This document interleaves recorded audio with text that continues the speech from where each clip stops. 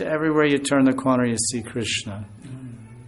And the beautiful mandirs and all the full bungalows in the summer, and the misty sprays and the fountains and flowers and beautiful outfits and perfumes, and it was a very, very beautiful experience. I really felt like I was living in Krishna's house, and Sevakunj was like one room in Krishna's house. Imagine living in a big mansion, some estate with a big rich man, and there's a river in this estate, and there's so many little small streets inside the boundary wall, like Rameshwaram or something, like a king's place.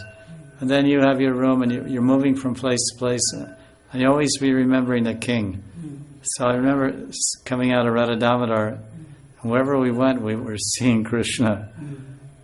And it was very much, I felt the experience of Sambhog Milan, like directly meeting Krishna, all the time in his Murti form, and all the time in the anticipation of seeing this Murti or that festival. Many, many festivals there. So the lives of the people in the downtown Vrindavan, and now people in Ramanreti, they know about that also. But everyone knows, oh, do you know tonight is a special darshan here, tonight is a special darshan there.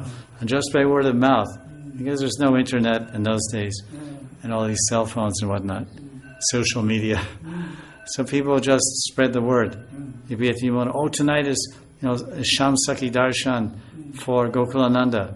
Oh, what is that? Oh, Sham Sundar, he dresses up as a gopi, and Radharani's in Man, and she's up on the top. So all the temples are always having newer and newer festivals.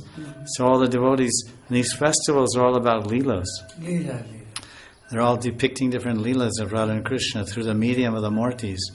So the devotees that are living there, it's like you're living in the family of a rich man. And someone says, oh, the king is having a lawn party tomorrow morning. Oh, okay.